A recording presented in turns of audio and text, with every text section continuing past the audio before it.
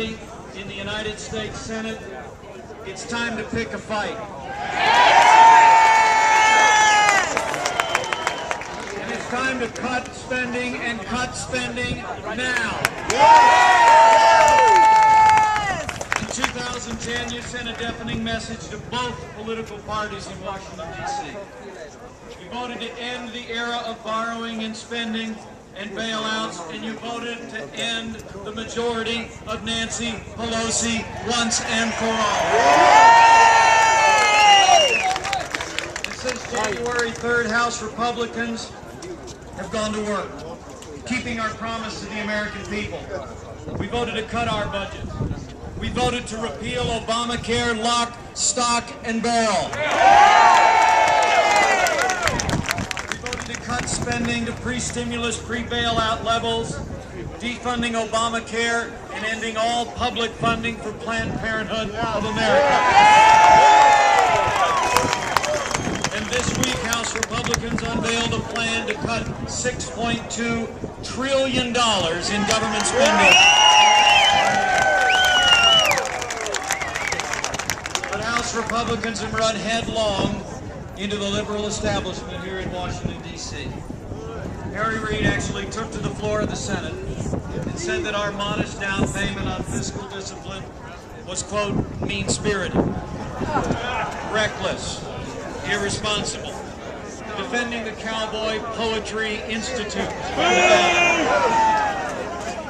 Today on the Senate floor, Harry Reid said that the biggest gap in negotiations isn't between Republicans and Democrats. He said it's between Republicans and Republicans. But let me assure you of this. The biggest gap in negotiations today is between liberal Democrats and the American people. The American people are demanding that we change the fiscal direction of the national government.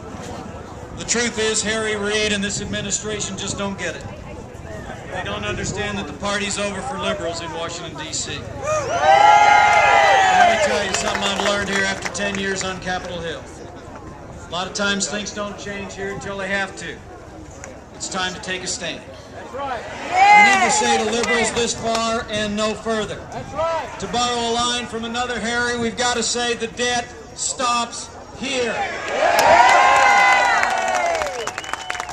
And if liberals in the Senate would rather play political games and force a government shutdown instead of accepting a modest down payment on fiscal discipline and reform, I say, shut it down.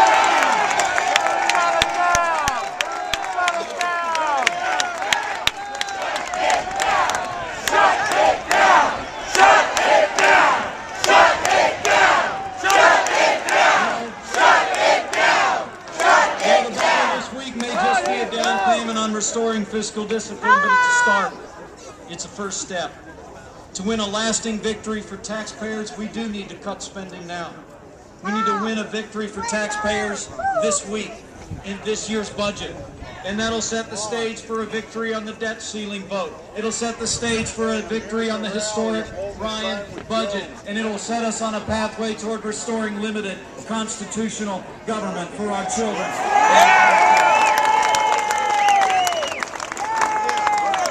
So the fight to cut spending is right here and right now. And with this I close.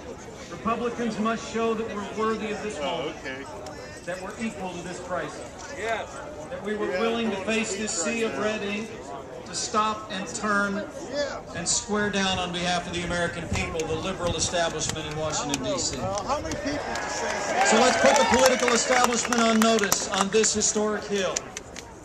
Your days of dominance in our nation's capital are coming to an end. The American people are back in charge. And with their help and with God's help, we will face this fiscal crisis with courage and determination. We will take a small step toward fiscal responsibility and reform, and we will cut spending now to preserve this last best hope on earth for this and future generations. Thank you all very much.